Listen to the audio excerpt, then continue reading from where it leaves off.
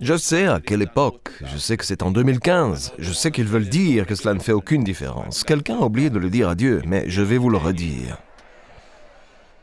La Bible dit ce qu'elle dit depuis bien avant notre naissance. Elle dit ce qu'elle dit maintenant encore. Et lorsque nous ne serons plus là, elle continuera à dire ce qu'elle dit. Même si les hommes et la société peuvent changer la manière dont ils choisissent d'agir, Dieu reste le même. Il cherche à atteindre chaque continent avec la parole de Dieu. Le pasteur Keith Butler enseigne la parole de Dieu. Il s'y efforce et il touche le monde. Et maintenant, voici pour l'enseignement d'aujourd'hui, le pasteur Keith Butler. Nous allons traiter de l'autorité du croyant. Combien d'entre vous sont-ils croyants? Levez la main. Si vous êtes à côté de quelqu'un qui a levé la main, dites-lui, au nom de Jésus, tu as l'autorité.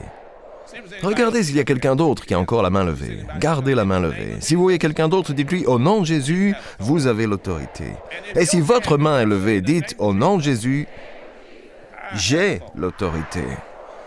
Amen. Merci Seigneur pour l'autorité. Mais qu'est-ce que l'autorité? L'autorité, prions Seigneur, c'est l'autorisation. Nous pourrions le dire d'une autre manière. L'autorité, c'est un pouvoir délégué. Et la source de toute autorité sur terre se trouve précisément ici dans 2 versets. Genèse 1, verset 1. « Au commencement, Dieu créa le ciel et la terre. » D'accord? Dieu a créé cela. L'homme n'a rien créé. Dieu l'a créé. Au psaume 24, si vous y allez, merci Jésus.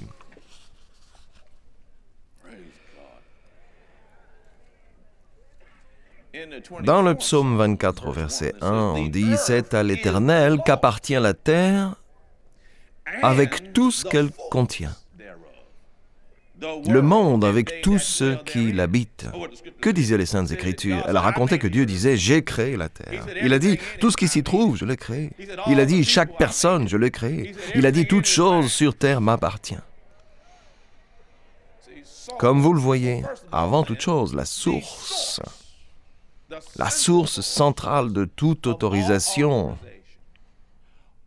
de tout pouvoir délégué, c'est avant tout Dieu Tout-Puissant. Vous ne pouvez jamais oublier ça. Dans le préambule de la Constitution des États-Unis, les fondateurs de ce pays l'avaient compris, et c'est la raison pour laquelle ils y ont introduit Dieu, le mot Dieu. Et on y dit que toute l'autorité du peuple, toute l'autorité du gouvernement émane du peuple. En clair, on dit que Dieu est la source de toute autorité, et non les hommes, et que les gouvernements ne reçoivent leur autorité que du peuple. D'accord? Et donc, l'autorité vient toujours d'ailleurs, et l'autorité est toujours donnée par quelqu'un.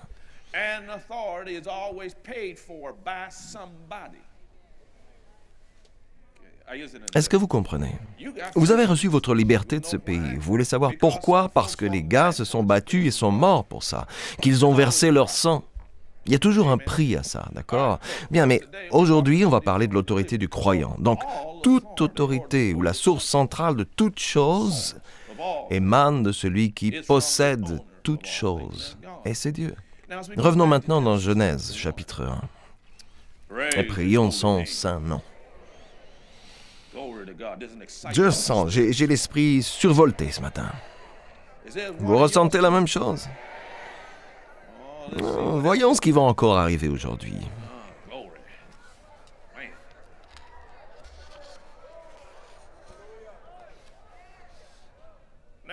Bon, puisque Dieu possède toute chose, un propriétaire a le droit de transférer son autorité où il le veut.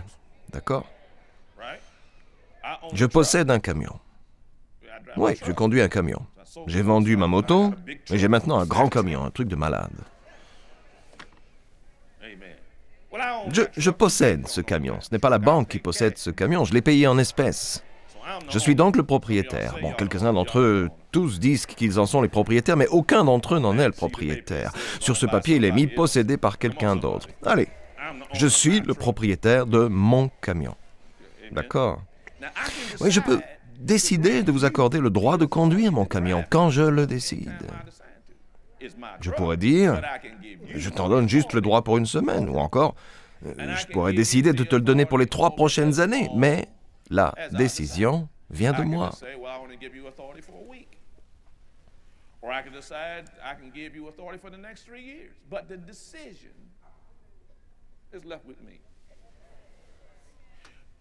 La seule contrainte est que vous devez en accepter l'autorisation selon mes conditions. Nous lisons maintenant dans Genèse chapitre 1, verset 26, le moment où Dieu a fait l'homme. Il a dit, puis Dieu dit, faisons l'homme à notre image, à notre ressemblance. Le mot image signifie notre ressemblance, évidemment, et le mot similitude signifie à notre manière. Qu'il, cet homme, domine. Bien, voici ce mot autorité. Diriger et régner, c'est ça l'autorité. Qu'il domine quoi? Le camion du pasteur. Non, je voulais juste voir si vous étiez attentif. Sur les poissons de la mer, sur les oiseaux du ciel, sur le bétail, sur toute la terre et sur tous les reptiles qui rampent sur la terre. Vous avez remarqué le mot « tous » que signifie « tous ». Que reste-t-il après tous? Si cet homme reçoit l'autorité sur la planète, cela veut comprendre tout ce qui marche, nage, vole, crie, ou toute la terre pourrait aussi inclure le vent, les vagues. Sinon, ce ne serait pas tous. Vous voyez, le premier homme avait autorité sur le vent.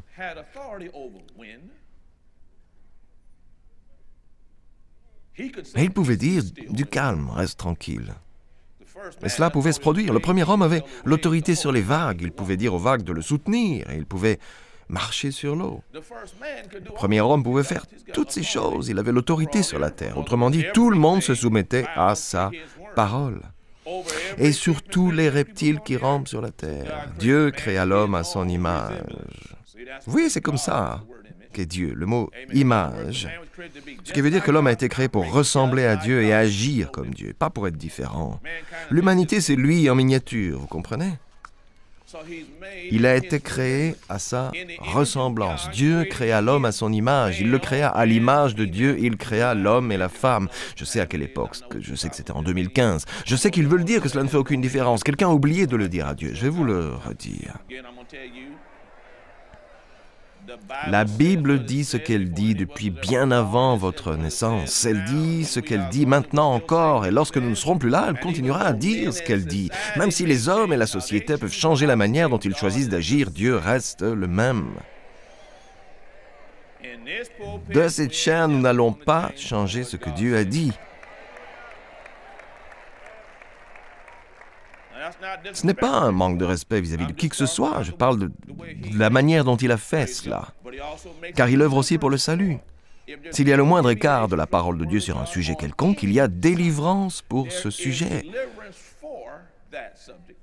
Il y a une autorité disponible pour que ce sujet ait un droit individuel éloigné de ce que Dieu a dit. Donc il créa l'homme et la femme. Dieu les bénit. Cela veut dire qu'il leur a donné des moyens et leur dit « reproduisez-vous ». Bien, tout ce que Dieu dit est une autorisation. Un peu comme si je disais « vous pouvez conduire mon camion » et qu'un policier vous arrête, m'appelle et me dit « un tel utilisait votre camion ». Ok, vous lui aviez donné l'autorisation de sortir ce camion de chez vous et que je dis « oui monsieur, j'ai donné mon accord, le flic, il vous laissera partir ». Mais s'il m'interpellait et me disait « un tel conduit votre camion, je vois qu'il est enregistré à votre nom, vous l'aviez autorisé à conduire ce camion, oui ou non ?» et que je dis « non », vous pourriez être arrêté. Donc chaque mot que Dieu a dit, pour chaque mot que vous voyez et lisez « et Dieu a dit », c'est une parole d'autorisation. D'accord? Et Dieu leur dit « reproduisez-vous, devenez nombreux ». Remplissez la terre et soumettez-la. Autrement dit, vous avez l'autorité sur elle, soumettez-la. Dominer sur les poissons de la mer, sur les oiseaux du ciel et sur tout animal qui se déplace sur la terre. Dieu dit aussi, je vous donne toute herbe à graines sur toute la surface de la terre. Bon, le mot hébreu, herbe à graines, signifie ici graine à germer. Je vous ai donné la semence. Parce qu'il y a un système, il le redira de manière différente, car il dira la même chose à Noé après le déluge, quand il ne restera plus personne sur terre à part Noé et sa famille, et que Dieu recréa la race humaine. Il dit dans la Genèse chapitre 8, verset 22, « Tant que la terre subsistera, les semailles et la moisson ne cesseront pas. » Autrement dit, toute chose fonctionne à travers des semailles et de la moisson. C'est comme ça que toute chose fonctionne sur terre. Toute chose. Vous êtes le résultat de semailles et de moissons. Votre père vous a porté à l'état de semence dans son corps. Il vous a planté dans le terrain fertile de votre mère. Et 9 mois plus tard, boum, vous étiez là. Vous étiez la récolte.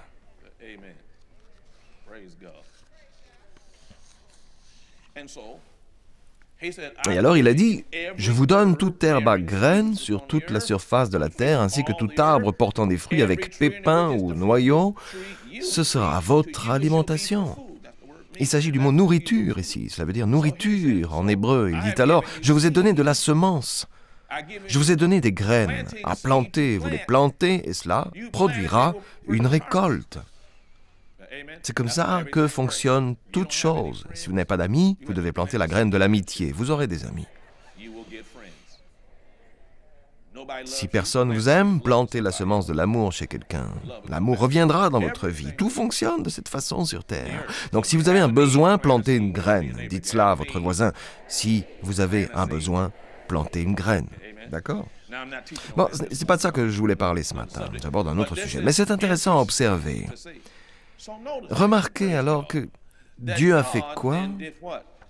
Il a transféré son autorité sur l'homme. L'autorité est donc transférable. Chacun dit ça avec moi. Son autorité est transférable. Bon, nous voyons ici que Dieu a transféré sa domination sur les poissons de la mer, sur les oiseaux du ciel, sur le bétail, sur toute la terre et tout ce qui s'y trouve. Il a transféré son autorité à l'homme. Bien, si vous transférez votre autorité, cela signifie donc qu'à ce moment, temporairement, vous ne l'avez plus, que vous l'avez donnée à quelqu'un d'autre. C'est comme quand vous louez, si vous louez un endroit, je ne sais pas si vous avez déjà loué quelque chose, mais si vous avez déjà loué une maison, je l'ai fait avant, si vous louez une maison dans ce cas, même si la maison appartient à son propriétaire, durant le temps de la location, disons que c'est une location de 3 ans, eh bien pendant ces 3 années, sauf cas spécifié dans le contrat, le propriétaire ne peut pas entrer dans cette maison sans votre permission. D'accord? Même s'il en est le propriétaire. Et c'est ce qui est arrivé ici avec la terre. Dieu a donné à l'homme autorité sur la terre pour un temps défini. Nous appelons ça le bail de la terre. Le bail de la terre, à propos, approche de son terme. OK. Certains disent, pourquoi Dieu laisse-t-il tout ça arriver sur la terre? Dieu n'est pas celui qui laisse faire ça. Ce sont les croyants qui ont l'autorité et ne l'utilisent pas. Alors, sortez-vous ce genre de choses de la tête. Pourquoi est-ce que Dieu permet les inondations? Pourquoi laisse-t-il les tremblements de terre survenir et tout le reste? Dieu a donné l'autorité aux hommes. Et ce que l'homme décide de faire avec la terre, ce que l'homme décide de faire avec l'autorité qu'il lui a donnée, ce que l'homme décide de faire avec quoi que ce soit dépend de l'homme. Les Saintes Écritures nous disent, ce qu'un homme aura semé, il le récoltera aussi. Galates chapitre 6. De quoi s'agit-il? Des semailles et de la moisson, d'accord? Maintenant, j'ai besoin de 3 amen pour prêcher. Très bien, ça va un peu mieux.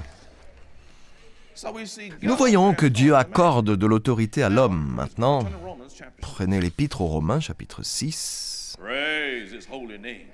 Prions son saint nom.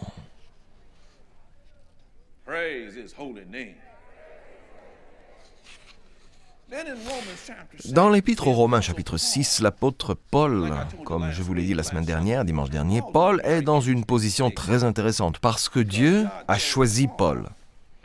Il lui a révélé de quoi remplir tout ce bazar qu'on appelle le mystère dans le Nouveau Testament. Mysterion. Alléluia. On y révèle donc certaines choses à Paul concernant la façon dont les choses se passaient au cours des époques. Ici, dans l'Épître aux Romains, chapitre 6, il y a une parole de Dieu à travers la bouche de Paul, une loi spirituelle. Au verset 16, « Ne savez-vous pas que si vous vous livrez à quelqu'un comme esclave pour lui obéir, le mot « livrer » signifie près de qui que vous soyez. » Vous voyez? Il y a... Quand on se marie, on ne remarque jamais qu'on se trouve devant le prêtre. J'espère que c'est devant un prêtre que vous êtes marié. Si vous allez dans une chapelle à Las Vegas ou devant un juge de paix, je n'ai rien à dire, ce ne sont pas mes affaires. Mais, si vous vous mariez, vous voulez le faire devant le prêtre, parce que le prêtre représente l'union avec Dieu, il est le représentant de Dieu. Bien. Vous remarquez qu'elle ne se tient pas derrière lui, ou lui derrière elle. Comment se tiennent-ils? Côte à côte. Parce qu'ils sont maintenant liés pour toujours à travers cette union devant le prêtre ou le pasteur. Regardez ce mot ici. À côté de qui que vous soyez, côte à côte, ou à qui vous vous livrez comme esclave pour lui obéir. Donc, à côté de qui vous vous trouviez côte à côte, on dit quelque chose et vous vous livrez à cela. Pour lui obéir. Vous êtes les esclaves du maître à qui vous obéissez, soit du péché qui conduit à la mort, soit de l'obéissance qui conduit à la justice. Regardez votre voisin et dites-lui, tu ferais mieux de surveiller tes fréquentations. Parce que qui que vous côtoyez, les parents ont l'habitude de dire ça à leurs enfants de manière différente. Ne traîne pas avec un tel. Votre enfant pourrait se fâcher, je ne peux pas, pourquoi est-ce que je ne peux pas être avec eux? Et les parents répondraient, parce que tu vas finir à faire les mêmes choses qu'eux. Les Saintes Écritures sont là pour ça. Ce n'est qu'un exemple. Vous pouvez en trouver dans le deuxième épître aux Corinthiens, chapitre 7. Vous y trouverez la même chose. On vous racontera ça aussi. Ça vous racontera exactement ça. Ceux que vous fréquentez peuvent déteindre sur vous. Bon, certains vont déteindre sur vous dans le bon sens, vers la justice, et d'autres déteignent sur vous négativement vers le péché. Mais où que vous plantez votre tente, et qui que vous côtoyez, cela aura un effet sur vous, et chacun d'entre vous sera influencé par les autres.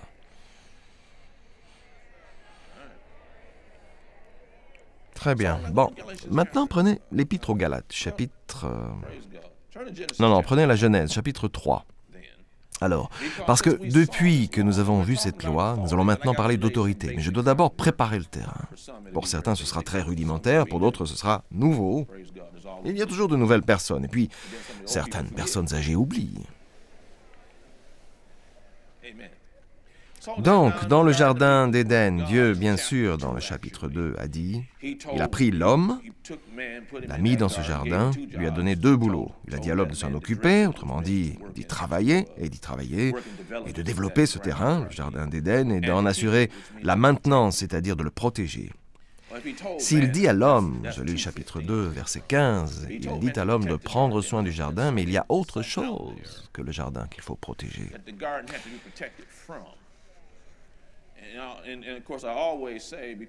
Et bien sûr, je dis toujours, parce que les femmes ne sont pas encore là, le chapitre 2 revient au 6e jour quand l'homme a été créé et qu'il s'est exposé la suite des événements. Bon, chapitre 1 vous donne une vue générale, le chapitre 2 vous donne une vue restreinte, voilà, comme si on vous donnait l'ordre à suivre. La femme n'apparaît pas encore, il parle à Adam, et il dit à Adam, « Voici ce que je veux que tu fasses. Je veux que tu travailles dans le jardin, que tu le développes, et ensuite je veux que tu en prennes soin. » Il a donné 2 boulots à l'homme avant de lui donner une femme.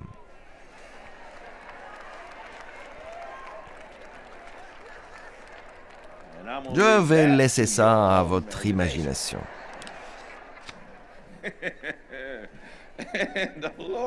L'Éternel Dieu donna cet ordre à l'homme, tu pourras manger des fruits de tous les arbres du jardin, mais tu ne mangeras pas le fruit de l'arbre de la connaissance du bien et du mal, car le jour où tu en mangeras, tu mourras, c'est certain. C'est donc la parole de Dieu. Adam aurait pu s'en tenir à ce que Dieu disait. Ensuite, deux choses. 2 versets plus loin, Dieu va dire, tu sais, il n'est pas bon que l'homme soit seul. Je lui ferai une aide appropriée, flexible, complémentaire. En hébreu, c'est pour lui. C'est ce que la femme est censée être, appropriée, flexible. Je ne fais pas une conférence sur le mariage. Le pasteur Butler faisait ça. Approprié veut dire que Dieu a fait la femme. D'accord, pendant une seconde. Dieu a fait la femme docile pour qu'elle puisse convenir à son mari. J'essaye toujours d'être conduit par l'esprit et je le suis depuis 1 minute. Le frère Hagin disait toujours que parfois le long parcours... Non, pardon, que le petit détour vaut mieux que le long parcours. Combien d'entre vous sont mariés ici?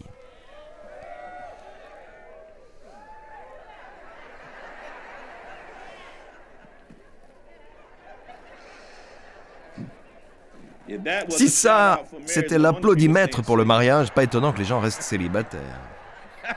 Je vais reposer la question. Combien d'entre vous sont mariés ici?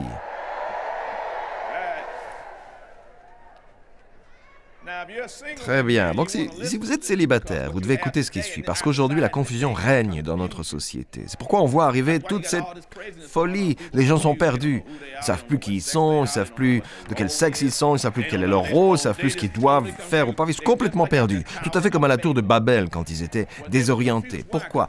Parce qu'ils ont décidé qu'ils pouvaient décider de leur propre parcours au lieu de suivre ce que Dieu a dit. Et résultat, la confusion est apparue.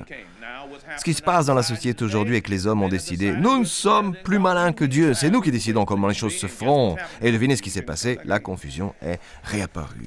Bon, Dieu l'a faite flexible, complémentaire à lui. Moi, par exemple, je suis un homme d'extérieur, d'accord? Je chasse et je fais de la moto, j'aime les grands espaces. Donnez-moi des grands espaces, ok? Je préfère être à l'extérieur qu'à l'intérieur. Donnez-moi de l'espace. Je préfère être dans les bois avec mon fusil, bon sang. D'accord? Je suis un gars de la campagne enfermé dans un corps de citadin, vous voyez? J'adore rouler à moto, j'adore sentir le vent dans mes cheveux. Je vais m'offrir une autre moto. Je vais m'en offrir une autre. Tant pis, je vais revenir en cheval, chérie. Eh bien, pasteur Déborah n'était pas comme ça, mais elle m'a épousé. Vous savez ce que ça signifie, n'est-ce pas? Vous savez donc qui sort dans les bois avec moi? Qui se trouve à l'arrière de la moto avec moi? Allez. L'année passée, elle était sur le ventre en train de ramper sous la clôture avec un fusil. Peinte de partout. Vous auriez dû voir ça. On aurait dit qu'elle partait à la guerre. Elle était en dessous d'une clôture, les amis. Elle rampait sur le ventre. Elle a rampé pendant près de 200 mètres. À un moment donné, elle s'est relevée et PAU! J'étais plus heureux pour elle qu'elle ne l'était. J'étais là, yeah! Oui, il faut avoir des points communs. Bon, je vais en rester là. Je parle d'autorité, d'accord? J'en étais où? Donc Dieu l'a renvoyé. Au chapitre 3, nous apprenons ce qui s'est passé. Satan est arrivé et a parlé à la femme. Il lui a dit, non, Dieu a menti. Ce n'est pas ça que Dieu a dit. Vous ne mourrez pas. Au verset 4. Mais Dieu sait que le jour où vous en mangerez, vos yeux s'ouvriront et vous serez comme Dieu. Vous connaîtrez le bien et le mal. La femme vit que l'arbre était porteur de fruits bons à manger, agréable à regarder, précieux pour ouvrir l'intelligence. C'est le prix de son fruit. Elle décide d'écouter et de recevoir ces mots, ce qui signifie qu'elle tient compte des paroles du serpent plutôt que ceux de Dieu.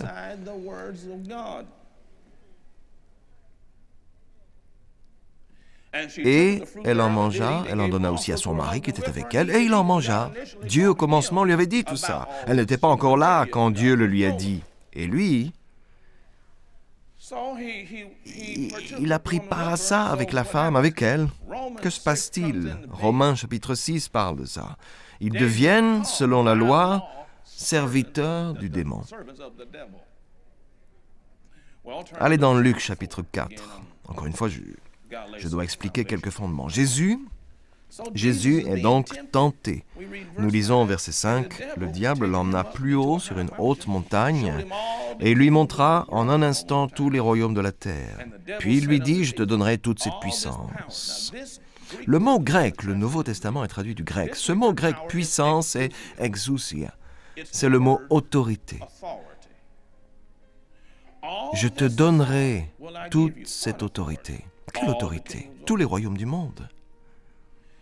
Et la gloire ou l'honneur de ces royaumes, car elle m'a été donnée et je la donne à qui je veux. Prions, Seigneur. Vous voyez, la prière est particulièrement efficace quand vous reconnaissez Jésus-Christ comme votre Seigneur et votre Sauveur. Les Saintes Écritures disent que Dieu nous a tant aimés qu'il a donné son Fils unique. Et vous vous demandez, comment puis-je me joindre à lui? Comment puis-je renaître? Comment puis-je me régénérer? Eh bien, tout ce que vous devez faire, c'est prier avec moi. La Bible dit dans l'Épître aux Romains, chapitre 10, verset 9, «